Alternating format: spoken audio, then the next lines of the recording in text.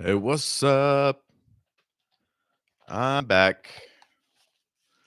Hey, everybody. Are you ready for this? All right. The Serpent's Kiss. How's everybody doing? Once again, this is the writing process. You can share your work. I'll talk about it, read it. I can have guests. Um, these are mostly me reading my book, or I did one with Sinclair Lewis's "It Can't Happen Here" about the rise of fascism in America. But yeah, it could be about anything.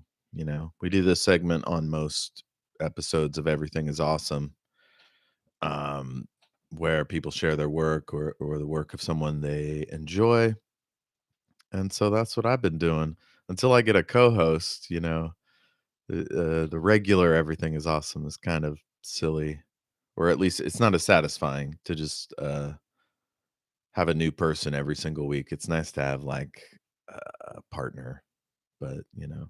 I've also been thinking about dating again, which is daunting. It's been 2 years and change. Man. Hey, Leo. Hey, Leo. Heyo. Alright, let's do this. Chapter 3, Portillian. The Pathway World, as Arakura Soten had dubbed it in his seminal work, The Pathways of the Mind, was incredible.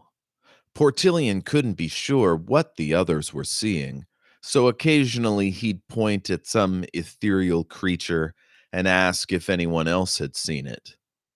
Mostly, they hadn't. In fact, after several times asking members of the group, Captain Stargazer ordered him to stop. Technically, Portillian wasn't anyone's subject, and therefore wasn't obligated to follow the captain's orders. But he did so anyway, just to keep the peace. Aeona seemed appreciative, and Therese clearly preferred that Portillian avoid antagonizing anyone. The relationship between Aeona and Therese was interesting. In this world, Portillian could pick up faint visual impressions of emotional events, which enabled him to see a quivering line of tension whenever the woman which enabled him to see a quivering line of tension whenever the women interacted. They were both young, in their early 20s, but Aeona was at the highest level of leadership, while Therese was near the bottom. Therese had maintained her air of nobility with all the entitlement and haughtiness that tended to come with it. And given that all four of them came from the upper classes, the march seemed to bring out the less desirable parts of their character. Portillian's family, the De Veres, was noble but belonged to one of the lesser houses. The Ferules and Terusians, on the other hand, were among the 13 original families, tracing their lineage from the Ferule and the Hadrians, respectively. They had a long-standing feud that went as far back as the First Internecine War. Needless to say, the old animosity still lingered, even between two members of the same holy order. Portillian was excited to reach the center point of the pathway world. He'd read about it, that it was a kind of spiral staircase of levels with tubes of energy rising vertically, something akin to a tree made of colored light. He could just barely see whitish lines above and below their position, which suggested that other bridges existed between the central staircase and who knew how many other gates. An hour into the march, the sky, such as it was, began to lighten. The change was imperceptible at first, as there was no sun to pinpoint where the light was coming from. Within a few minutes, the vast central tower came into view. It was similar to the images Portillian had seen in the old books, rising like a tree root upward and twisting as if digging through soil looking for the light. More flying creatures leapt and glided around it. More creatures his companions were unable to see. It reminded him of his early days discovering magic. So many secrets, so much wonder, so much excitement that no one around him could comprehend. It set him apart, which felt good because it made him special, but it also made his loneliness more acute. He was used to feeling lonely. Life in Colustrian society seemed crafted to make you lonely on purpose, to bind you to your family and prevent rebellious organizations from springing up amongst the populace. To this point, that program had worked. Little bit of political commentary there right at the end. Um, yeah.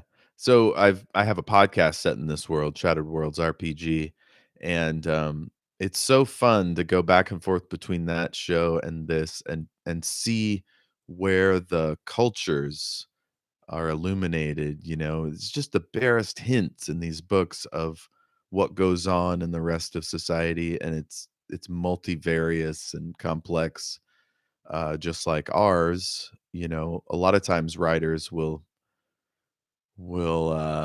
make everything discrete, you know, elves do this, dwarfs do that, you know, whatever. And in this, everybody's human technically, but split up into these six different expressions of humanity, uh, tied to an element. So for the Lunari, it's light. For the Mistral, it's shadow, so on and so forth.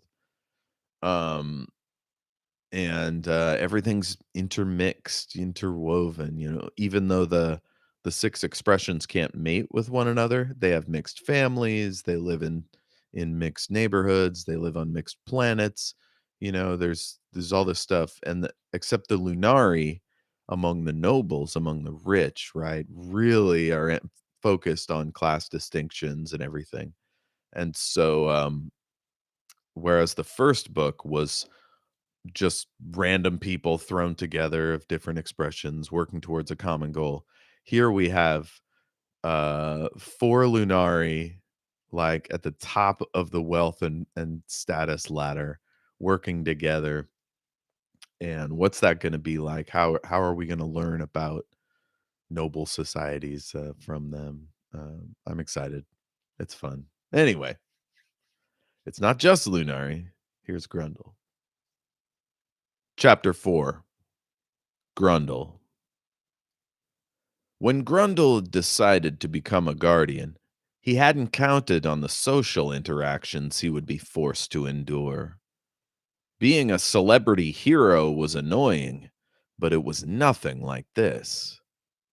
He wasn't lowborn originally, but after years of working with his hands and living amongst the poor, he'd come to resent the rich and their obsession with topics ordinary working people couldn't possibly relate to. He found himself wanting to spend time with the soldiers, which wasn't really possible, as he was required by duty to stay by Aeonna's side at all times. Teresa's guardian, Borkat, was a powerful female warrior, but she barely spoke. They had even less in common than any other two people in the party. He was starting to miss Joran and the others, which was a strange feeling to have. It was dawning on him that he'd been this lonely for a very, very long time. And now that he'd made the decision to serve Aeonna, it would be this way for the rest of his life. Luckily, he had books to read and opportunities to tinker. If he didn't, he imagined his life would seem very small indeed. He didn't think Borcott had any hobbies whatsoever, which was a little sad. They were coming up on the central tower.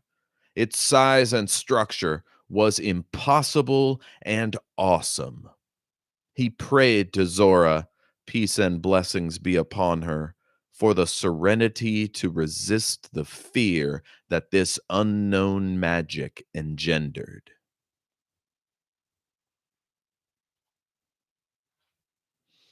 Yeah, so Grundle, as we know from book one, if you've read or listened to it, uh, uh, isn't a fan of magic. It's not his deal, right? He's a technological guy. And becoming a guardian has given him access to this new sort of techno magic device called the control unit. So we'll see a little bit more of that. He used it to create a shield, um, which protected them as they went through the gate. We'll see more of that. But yeah, he's this whole magic bullshit is new to him. And this entire place, the in-between world, the pathway world, is magic. And so he's a little bit out of his depth. So not only does he have to hang out with a bunch of rich assholes, but he also is out of his depth, fish out of water. So that's fun. Let's see, 10 minutes, so we'll keep going. Chapter 5, Portillian. Wizard, what do you make of it? Captain Stargazer was an intimidating figure, clad in his gleaming composite armor, hair rustling in the faint breeze. I should say what color his hair is. Black hair rustling in the faint breeze, stubbly black whiskers growing thick even after just a few short hours. Portillian could see the attraction. His men were similarly His men were similarly odd to a man driven to serve him, calm in the face of unknown danger. My lord, I am as spellbound as anyone. This world is very little studied. The few books that remain are drawn from the minds of astral travelers, and not flesh and blood humans as ourselves. Though you cannot see them, the Tree of Chambers is surrounded by flying creatures of unknown personality. They've made no aggressive moves as yet, but I am eyeing them with caution. The captain turned to face Teres and Ayanna. Your mercies, what do you make of this? Ayanna studied the structure carefully, clearly counting the layers and pondering the motivations of the beings dwelling therein. Teres spoke first. Worthy, I am receiving impressions of neutral feelings. It appears we are so different that these creatures don't know what to make of us, like animals that have never laid eyes on man. They appear human, but that may also be our minds working to make sense of something we cannot comprehend. Perhaps we too are seen differently by these beings. Ayanna shook her head. She had received no communications from the goddess here. It was unsettling, to say the least.